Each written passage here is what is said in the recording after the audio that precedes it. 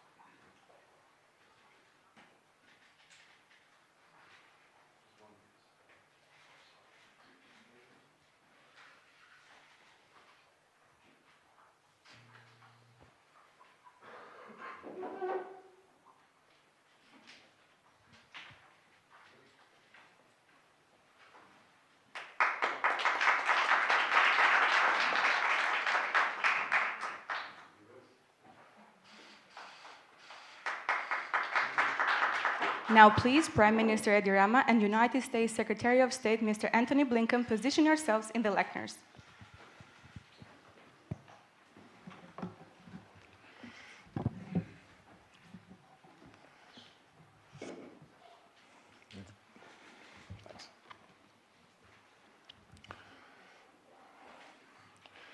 Shumë i nderuar Sekretari i Shtetit, i dashur Toni, është gjithnjë një ditë e shënuar me një rëndësi të veçantë në historinë e marrëdhënieve ndërkombëtare të Shqipërisë, dita kur një sekretar i shtetit viziton vendin tonë. State Secretary visits our country.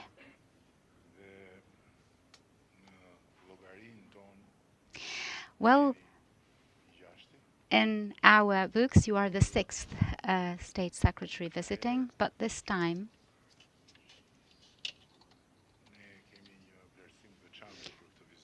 we have a special appreciation of this visit, as we are very much aware of the troubled times happening not only in the European border but also in other areas of strategic importance for the global balances.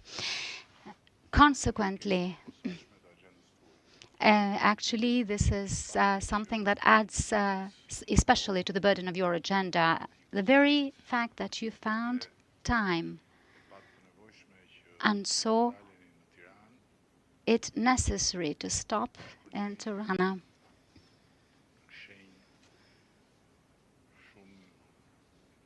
is to us a very important sign of our friendship, but also of your appreciation of this friendship, of this partnership, and of course, the appreciation of this region. Well, I cannot help but share with the public the regret that between a dinner with us in Albania and a dinner in Munich, where you have to depart quite immediately, you chose the not so tasteful German food.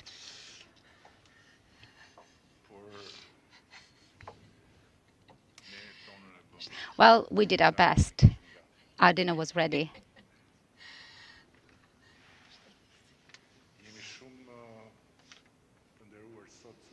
We are highly honored by the visit of the State Secretary today, and I could say, without any diplomatic or any protocol embellishment, that I am very pleased with our open, deep conversation and the level of interaction and understanding between us. I feel very pleased that your visit coincides with Albania's conclusion of its mission in the UN UN Security Council, and in addition to extending my thanks to the State Secretary, the gratitude for the invaluable support we had from the United States and its mission at the United Nations.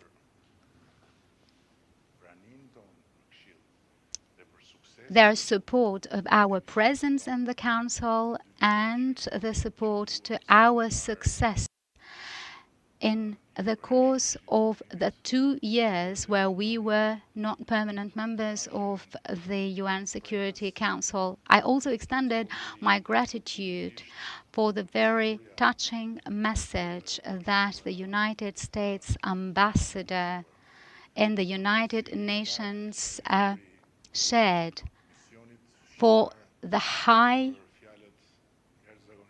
appraisal she actually made for the work of the Albanian team, for the very positive notes and words she shared with the public on the way in which Albania managed to represent itself, but even more than that, the way in which Albania managed to represent this community of countries and states that stand together for some values and principles that are non-negotiable to us.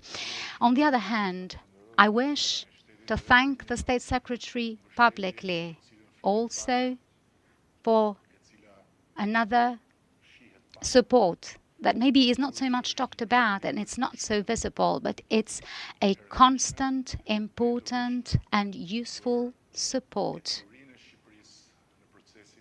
for Albania to progress on its path towards EU accession.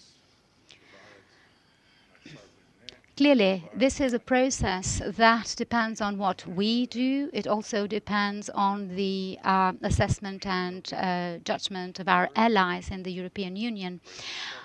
But since some years now, we have remarkably felt the constant interest of the US administration, and in particular the continuous interest shown by the State Department, and the fact that in his important meetings with the European allies, the State Secretary always underscores the need to push further the integration process for Albania and Western Balkans in the EU as a strategic interest of the United States. On the other hand, we spoke about the region. We shared the same perspectives and concerns. As you know, Albania has a policy of an extended friendship hand for all the countries of the region, and we are interested and wanting that the region moves ahead as a whole, because first and foremost it is in our strategic interest, it is in the interest of our people to see its integration with Europe as an integral part of the integration of this region around values and principles that embody our being part of the large community of democratic states and countries. We encourage and will continue to encourage the irreplaceable dialogue between Kosovo and Serbia. The United States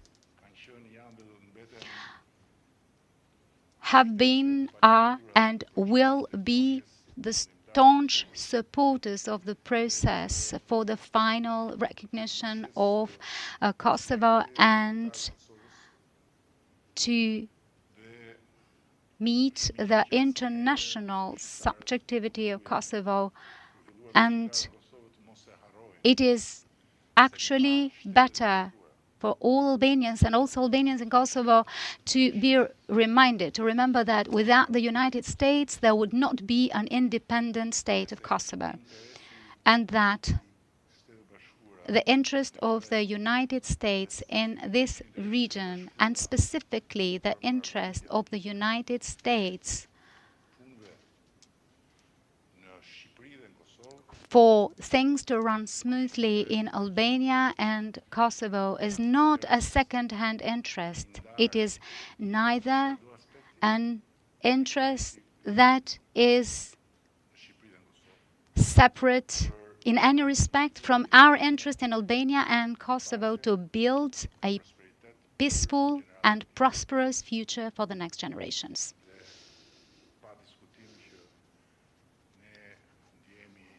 It is unquestionable, so there is no doubt that we actually feel regret anytime we witness steps back. Of course, we are aware of the difficulties of the dialogue.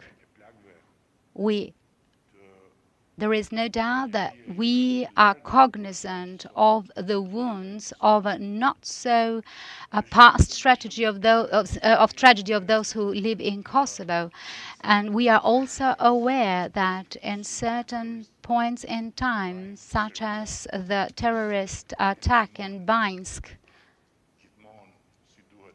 Serbia does not always help the process as it should.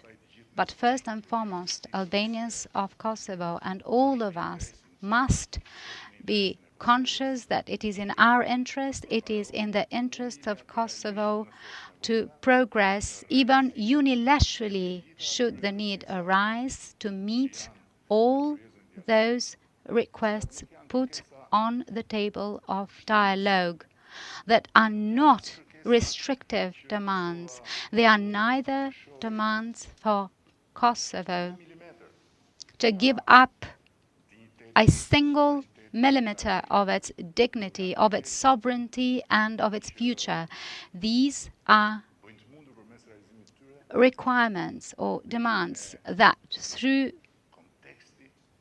their delivery, ensure the establishment of a context that elevates the Republic of Kosovo as a republic that deserves all the support, the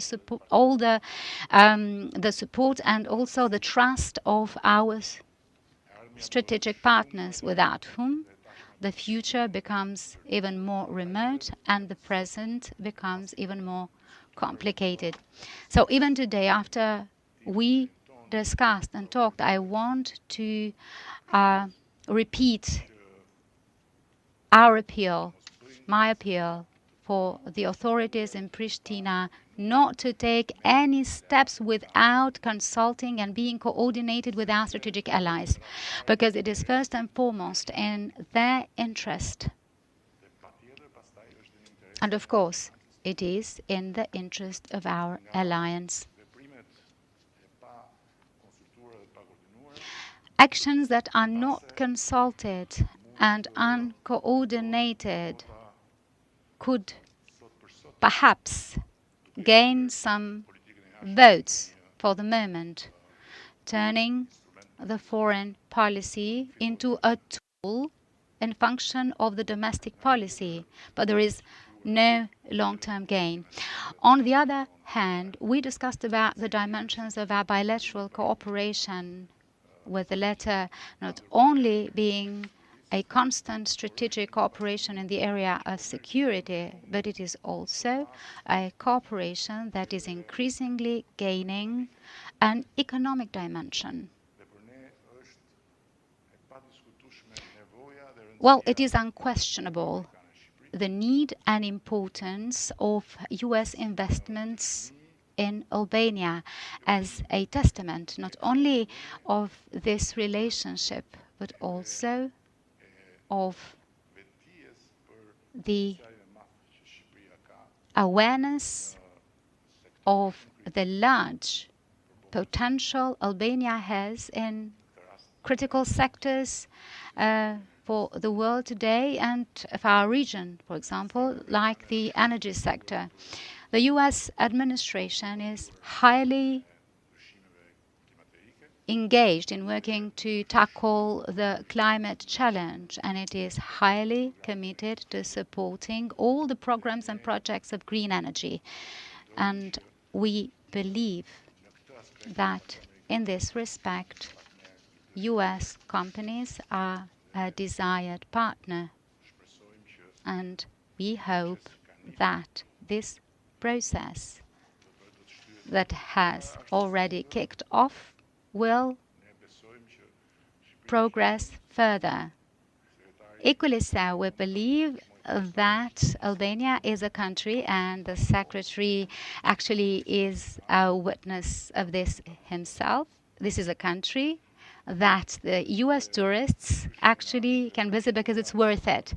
As differently from the United States or other countries, in a very small country, without going hours of distance, one can find everything of the natural beauties, ranging from the beaches to the mountains full of snow.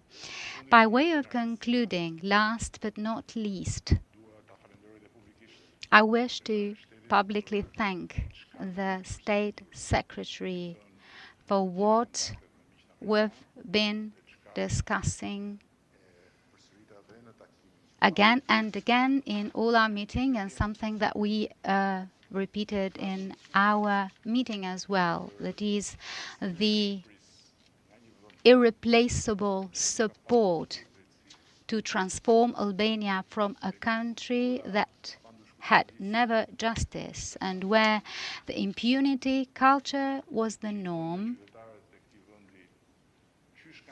that made the citizens of the country from the establish of the Albanian state that it would never be possible in this country for the law to be actually equal for everyone, and so that no one could be above the law. They made it possible for us to see today that even in Albania, just like in every country that is ambitious for their own children, it is possible that people in office, also people who are also part of the current executive power, could actually be called accountable before the law for breaching the law. This is something whose weight and importance Albania will be able to fully perceive many years later. But there is something we know even now, that when we started the reform and justice and we received the support of our allies, all the polls and questionnaires of the public on the reform saw an overwhelming support, irrespective of the political affiliations and irrespective of the typical and traditional polarization of politics, either left or right-wing supporters or those who are not affiliated with any parties support this reform and justice. It is no secret, Mr. Secretary, that here we have a problem. We can't find a consensus even on time. If you ask anyone on what the time is, we have a left-wing time, a right-wing time, and we have also a central time. However, when it came to the question whether those who supported the reform and justice believed that they would be able to see in their lifetime important people going before the justice, the majority answered with a no. Well, here we are today. We are living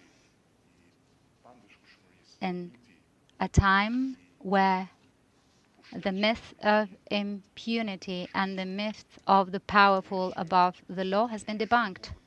Of course, there is a lot of work that remains to be done. We talked about the challenges, we talked about the advancement of the reform, we talked about how imperative it is to counter the phenomenon of corruption as a phenomenon that must be looked at from the perspective of the integration process with all its aspects as well. But if there is a reason, an important reason today to be more convinced than ever of the value of this partnership, of the value of this friendship, this reason is the commitment of our strategic partners to offering support and assistance to change a chapter of the history of Albania that seemed to be unchangeable throughout a lifetime and for all the generations. Thank you very much, Mr. Secretary. Thank you very much, Tony. The floor is yours. Mr. Prime Minister, Eddie, thank you so much for welcoming us here today, and not just welcoming us, the warmth of the hospitality, the substance, directness, frankness of our conversations, something I always deeply appreciate. I'm going to start with two expressions that we have. One is the expression rain check. So if you miss out on someone's hospitality, if you miss out on a kind invitation to dinner, you ask for a rain check. So I'm asking for a rain check if you'll have me back. Second is another expression we have. And that is the notion of a fair weather friend. That's a friend who's with you when the sun is shining, but not when the rain is coming down. Albania is not only a fair weather friend, it's also a foul weather friend. Together, even when the going is tough, even when we're facing challenges. And that's something I can't begin to tell you how much we appreciate and value. And it's a tribute to this country and the friendship we have, and it's a tribute to the Prime Minister, who is an extraordinary partner for the United States.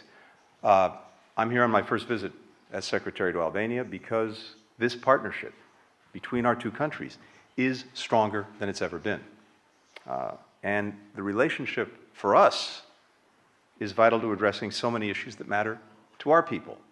This is a two-way street, and we are doing things with each other and for each other that are to the benefit of people here in Albania and in the United States, and beyond, I would argue.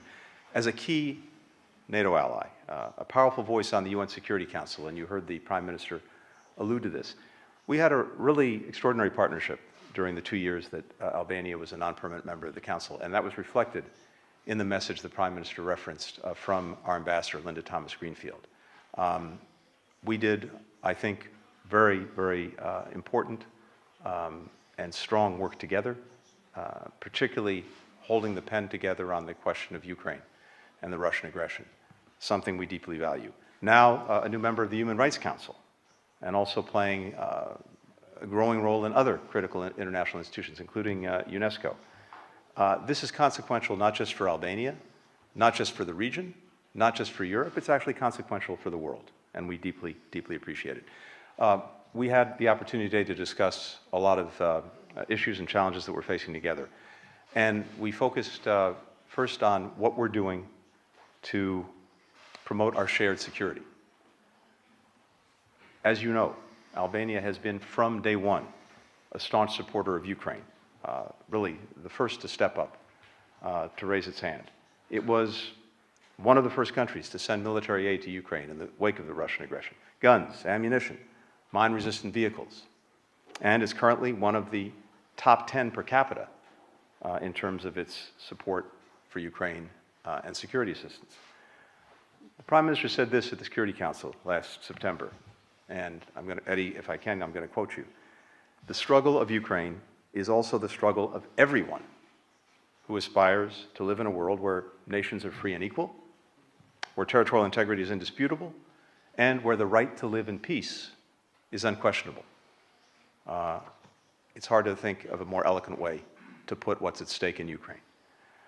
Over its 15 years now in NATO, Albania has made significant contributions to our alliance. Albanian troops are helping to keep the peace in Kosovo, to deter Russian aggression on NATO's eastern flank. Next month, Albania will inaugurate a NATO air base in Kucheva. Our 31 allies, soon to be 32 allies, bring different histories, different experiences, different geographies, different capabilities. But each of us has the same ironclad commitment to our mutual defense. And each of us makes important contributions and sacrifices. In the last 3 years alone, virtually every ally has increased defense spending as a percentage of its GDP. Together, our collective strength is much more than the sum of our parts. It's an enduring investment in shared security, shared prosperity, and in the principles that join us together. We're grateful that Albania is doing its part, prepared to continue to do its part. We're fully committed to upholding our obligations as well. Our countries are also growing our bilateral security partnership. Albanians and Americans have fought side by side from Afghanistan to Iraq. Albanian pilots fly American-made Blackhawks. U.S. Special Forces are training their Albanian counterparts and helping to keep watch in the Balkans. In the wake of the recent Iranian cyber attacks targeting Albanian critical infrastructure, the United States has supported Albania's cyber defenses, helping to train experts, to upgrade equipment, to improve technology, so that they're more resilient to future attacks. I thank the Prime Minister as well for something that is near and dear to my heart and near and dear to the hearts of so many Americans, and that is the extraordinary generosity that the Albanian people have shown in welcoming thousands of Afghan evacuees. Albania was the very first country to do so. I had a chance a little bit earlier today to meet with some of the most recent evacuees from Afghanistan who will be going on to the United States. They're getting their special immigrant visas, and then they'll come to be part of the next chapter in the story of the United States. These are people who've endured incredible hardship, who've shown remarkable courage. And what I heard from them today was not just gratitude for being welcomed here, Mr. Prime Minister, in Albania, but the way they were welcomed by the Albanian people with extraordinary warmth and support.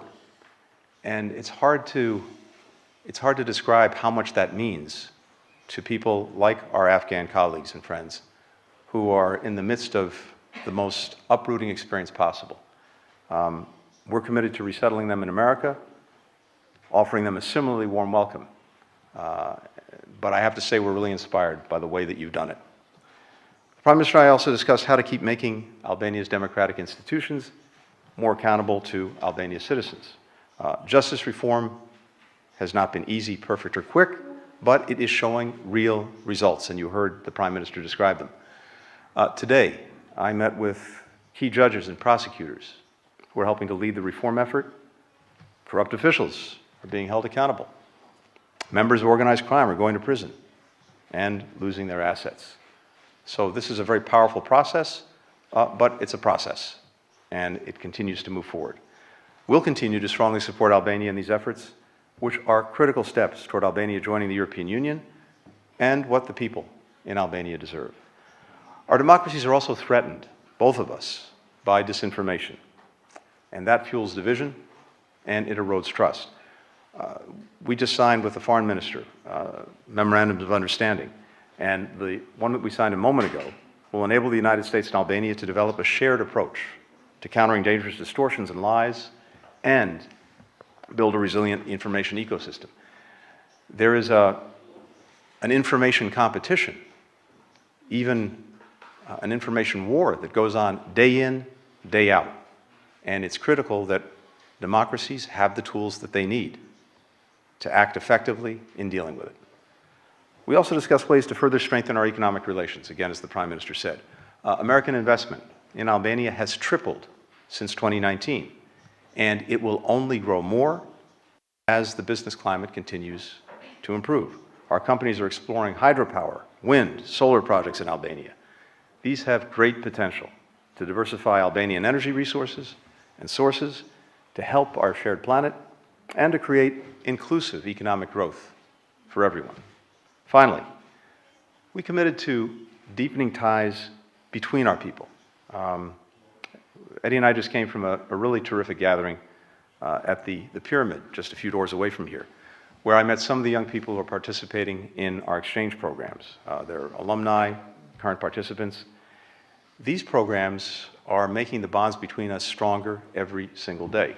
So the other Memorandum of Understanding that we signed for the Fulbright program will double the number of Albanians who can study on scholarships in the United States, bringing our people even more closely together. One of my predecessors, who I see on the wall here to my left, Secretary James Baker, famously told the Albanian people, and I quote, "You are with us, and we are with you." That was true 3 decades ago. It remains true today. It will remain true tomorrow.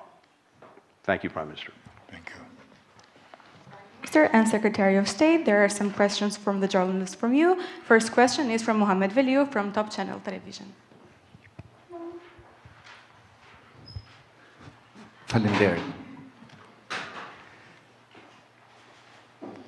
I nderuar sekretar Blinken, në këtë vizitë në Shqipëri ju zgjodhët të takoheni vetëm me 2 aktorë të politikës shqiptare, Presidentin Begaj dhe Kryeministrin Edi Rama. Përse nuk u takuat edhe me udhëheqjes të opozitës shqiptare? Dhe një pyetje e përbashkët. Nderuar Zoti Sekretariu sapo e Dear përmendët. Mr. Secretary, you just mentioned that Kuchova base is going to be inaugurated 1 month later, whereas Prime Minister Edi Rama has offered Albania's readiness in continuous meetings in NATO and here to have a maritime base for NATO in Durrës Port. Did you discuss about this matter in your bilateral meetings today, and is there any progress, if any? Thank you. Well, in fact, I had an opportunity to meet with a number of different people and different groups besides the Prime Minister, Foreign Minister, members of the Cabinet, as I mentioned. I also met with some of the leading judges and prosecutors who are leading the judicial reform effort. I had a chance to meet with some, as I mentioned, remarkable young people who are engaged in our exchange programs. And when I come back for my rain check for dinner, I'll look forward to meeting an even broader cross-section of Albanian society and all of the different actors. But we, I think, got a lot into this day, something I take great satisfaction in. With regard to the airbase, first, I think it's important to underscore a couple of things. One, it's now 15 years since Albania has been a NATO ally. And the fact that you'll be inaugurating the airbase in Kuchova in just a few weeks is a wonderful way to highlight and underscore the commitment that Albania has made to NATO and that NATO, of course, has to Albania. This is a very strong example of the defense partnership that we enjoy. When it comes to the question of a maritime base, yes, this is something that we discussed and that I very much look forward to pursuing through NATO and through the processes that NATO has to determine what future assets would be valuable to the alliance. And we discussed this, and I know that NATO will work on it. Next question is from Olivia Gazis from CBS.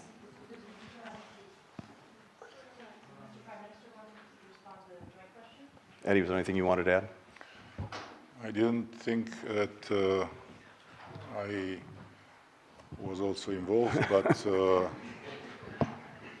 but as you know, when he's not here, what I say is like he's saying it, and now that he said it, what can I say more? Okay, thank you very much. Mr. Secretary, information has emerged about a serious national security threat from Russia, with lawmakers of both parties in the United States pressing for a response from the administration. How would you characterize first the urgency of the threat in question, and secondly, the United States' current preparedness to confront it? And secondly, on Gaza, what is the United States' level of confidence right now that negotiating parties can achieve an agreement that pauses hostilities before the beginning of Ramadan on March 10th? And Mr. Prime Minister, on Ukraine, the Secretary referenced Albania's significant contributions. The U.S. Congress has struggled for months now to pass a significant aid package for the Ukrainians, even as Kyiv is entering its 3rd year of war with Russia. Do you believe that this indicates American support for Ukraine is waning? And do you see it undermining broader Western efforts to push back against Moscow?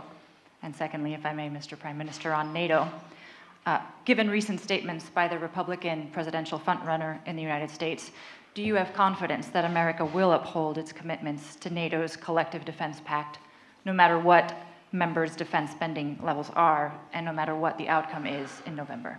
Thank you. Thank you, Olivia. So on the first question, there's not much that I can say right now on the underlying issue. What I can say is this.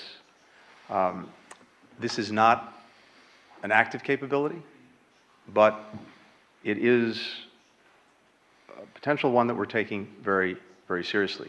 And I would expect that we'll have more to say soon, in fact, very soon. So stay tuned for that. And of course, we're also conferring with allies and partners on this issue. But here's the most important thing of all.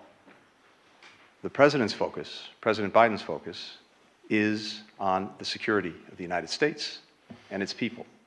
And as we approach this and every other issue, that is first and foremost what's on his mind. That's where his focus is. On the question of hostages. So, as you know, we'd put forward a proposal to Hamas that the United States, Qatar, and Egypt, working with Israel, had put together, and then, as I said, put forward. We received a response from Hamas about a week ago, a response that we believe, while it has, as I said at the time, a number of clear non-starters in it, also offers the possibility of working toward an agreement. We're now in the process with our counterparts from Qatar, from Egypt, from Israel, in working on that and working very intensely on that with the goal of trying to find an agreement. And I believe that it is possible. Now, as I said, there are some very, very hard issues that have to be resolved, but we're committed to doing everything we can to move forward and to see if we can reach an agreement. We know what success looks like. We had it when we secured the first agreement that resulted in the release of 105 hostages, that resulted in a pause in military operations, the substantial expansion of humanitarian assistance going into people who so desperately needed it. If an agreement can be reached here, it offers the prospect of course, doing what is at the top of our list, which is getting the hostages home to their families, but also having an extended pause, which offers many other benefits as well. So we're very focused on it, and I believe it's possible. You are tricking me into something that I am afraid might be dangerous, because answering to your question, I have to melt in American politics, which is not very advisable when you are a friend with the United States. But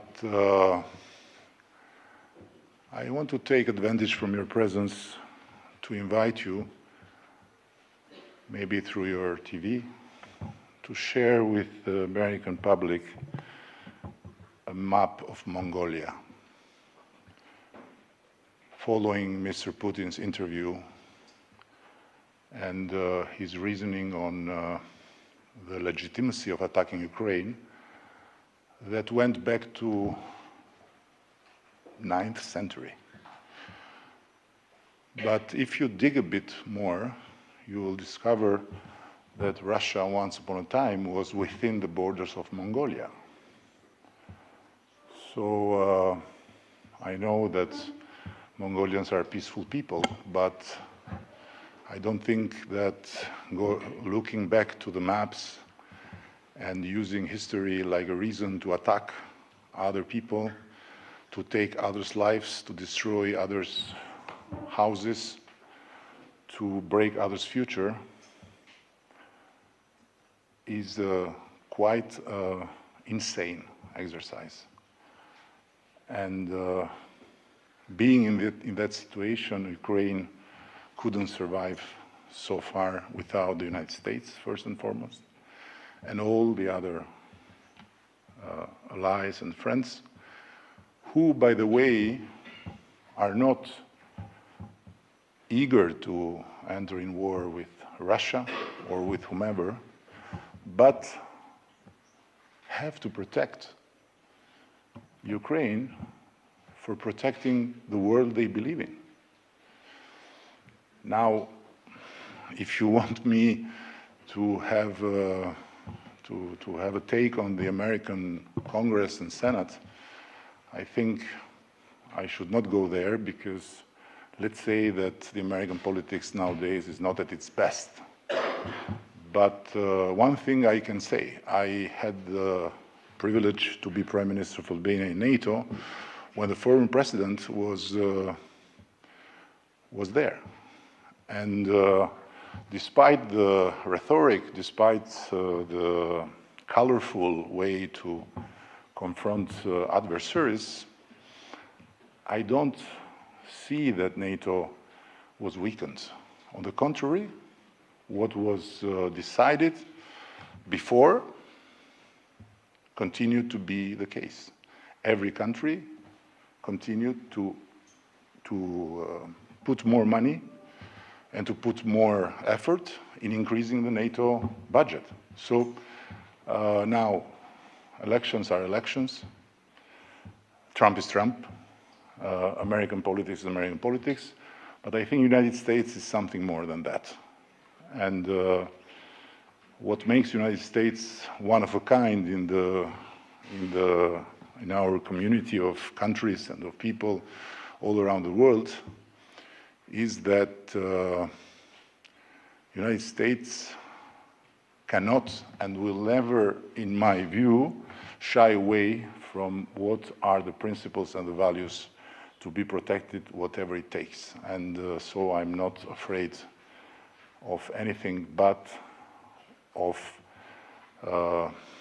stopping or wavering to continue and protect ourselves through protecting the right of Ukrainians to live in their country, to have their own house intact, to have their children grow there, and to have a common future with everyone else without being threatened to be wiped out from maps based on 9th, 13th, 15th, whatever century. Because if this Pandora box opens, then I can tell you we have a lot of maps in this region. But we have to see the future, and it's only the future that will unite us. So, no, I don't think that NATO will be weakened. I don't think the United States will shy away from their role and from their leadership. I think that when elections will be over, American business is American business. Next question is from Elias Zotka, journalist of Klan Television.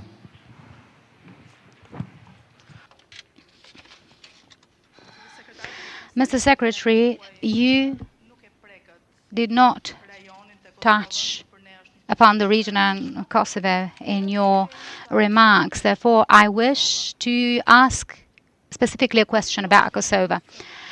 What is your view of the latest developments in Kosovo? How do you see the steps that have been taken in the dialogue with Serbia? Also, the removal of dinar as a currency. Do you see it as concerning? And also the fact that there is no step being taken to establishing the associations. Well, Mr. Prime Minister, you already gave an answer, but I don't know whether you have something to add when it comes to the situation in Kosovo. A second question for Mr. Secretary, if it is possible. You mentioned that you had a meeting with the heads of the justice institutions. Justice is a matter close to our heart as a people because we've been missing it so far. Could you specifically speak about the message you imparted to the heads of our justice institutions on behalf of the US in your, although very brief meeting? Thank you. Thank you very much. When I started out working at the State Department and then at the White House, now I'm afraid to say more than 30 years ago. The issue, the question, the challenge that was front and center, this is during President Clinton's administration, was the Balkans. First Bosnia and Herzegovina, then Kosovo. And so many of us have a long and deep history. No one more so than the President of the United States, President Biden. And I think you know that history well. And so we're strongly animated by the notion that we can't go back to the future. We can't have a repeat of what we saw and what too many people experienced in the 1990s, which is why we're committed to supporting all of the efforts to advance the integration of countries in the Western Balkans with each other and with Europe. With regard to Kosovo and Serbia more specifically, the EU-facilitated dialogue is the right, in fact, I think the only path forward. And we're committed to doing what we can to support both countries as they travel that path. But I also have to applaud Albania's role in being a force for regional stability, for regional integration, for regional progress. That is the path that so clearly brings everyone to a better future. And we know what the alternative is because we've experienced it, we've seen it. So we're resolute in doing everything we can in support of all the countries in the region taking that path. We very much support, as I said, the EU-facilitated dialogue, and we'll work with Albania and others to try to help countries advance along that path. Dito.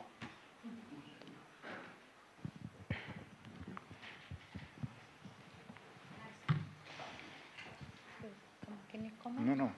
Next question is from Alexander Marquardt, CNN. Thank you very much.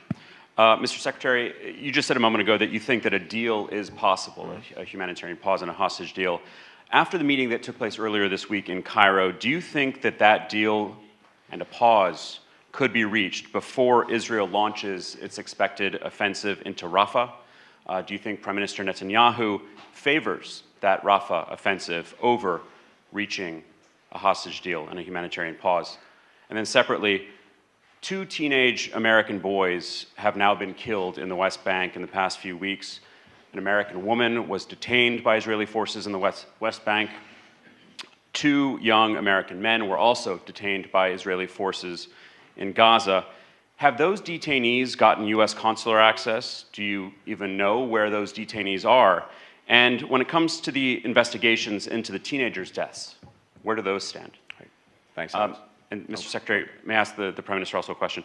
Albania recognized Palestine in 1988.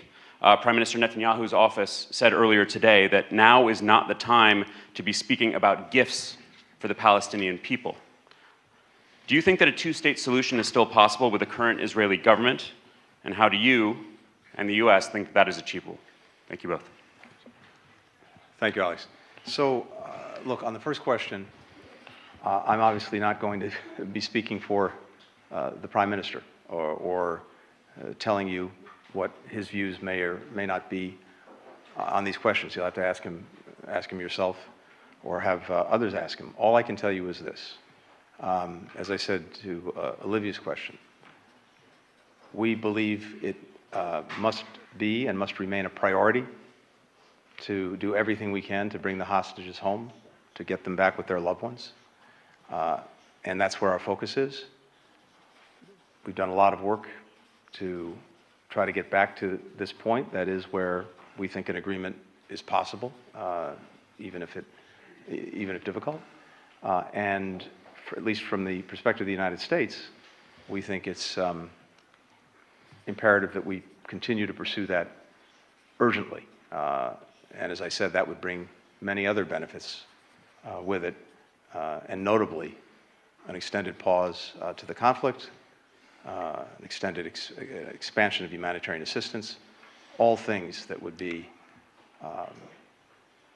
very, very welcome, more than welcome, by men, women, and children in Gaza who continue to suffer every single day. So that's where our focus is, but in terms of timing, how one thing fits with another, you'll have to ask the Prime Minister. Eddie. Yes. Oh, I'm sorry. Yes, on the detainees, or this question. Well, two things. First, with regard to American citizens who reportedly were killed, first thing I would say is our deepest condolences to the families, to the loved ones, to the friends. You've heard me say this before. The President feels the same way. The safety, the security of American citizens around the world is our number one priority, our number one responsibility. And we've made clear that with regard to the incidents you alluded to, there needs to be an investigation. We need to get the facts, and if appropriate, there needs to be accountability. With regard to detainees, there is a limit to what I can say because of the privacy laws and the requirements that flow from that. But I can just say in general, without reference to specific cases, we insist that people be treated fairly, that they be treated with due process, and that they be treated humanely. And that's something that, regardless of where an American citizen might be detained, we insist on and will continue to insist on. Prime Minister. It's, in my humble view, the hardest piece of politics one can get. And to answer straightforward your question, yes, Albania has recognized Palestine long ago. And to give you a little background, Albania was a communist dictatorship, and our dictator was one of the closest friends and allies of the Palestinian Liberation Organization, PLO, and of Yasser Arafat. And on the other hand, our regime was very viciously against three major devils: United States, Soviet Union, and Israel. So, in other words, American imperialism, Soviet social imperialism, and Jewish Zionism. But this country, on the other hand, is the only country in Europe that had more Jews after the Second World War than before. And it's the only country where Jews didn't fly out, but flew in to be protected. And as it is very well shown in Yad Vashem, it's a country where the Nazis didn't succeed to get a single Jew. This is the background. Now, of course, the situation is tragic because, on one hand, Israel has its legitimate right to defend itself, but on the other hand, the destroyal and the loss of life on the Palestinian side are far too much to accept the escalation, the further escalation. And the trouble is that this further escalation is not an action that at the end by itself will wipe out Hamas or whatever form of Hamas may grow from the bottom of the rubbles. So for sure the two-state solution is the only way, but my humble opinion is that in this situation there are many things that have to happen at the same time. It's not one thing, because if one envisage a two-state solution now, just like one piece, then who will be on the Palestinian side? So the reform of Palestinian politics, the need for a body that would somehow represent all the Palestinian society and would be a credible interlocutor to all the parties involved on one hand. On the other hand, a direct involvement of the Arab countries that are the most interested and also at the same time the most vulnerable potentially from the escalation of this conflict, to create an interforce that, together with Turkey and under some guarantees of the United States, would somehow make sure that what may be a Palestinian state will not be seen like a threat again for Israel. And of course, all this without the liberation of hostages sounds very improbable, and at the end, last but not least, for sure I don't envy the Secretary of State.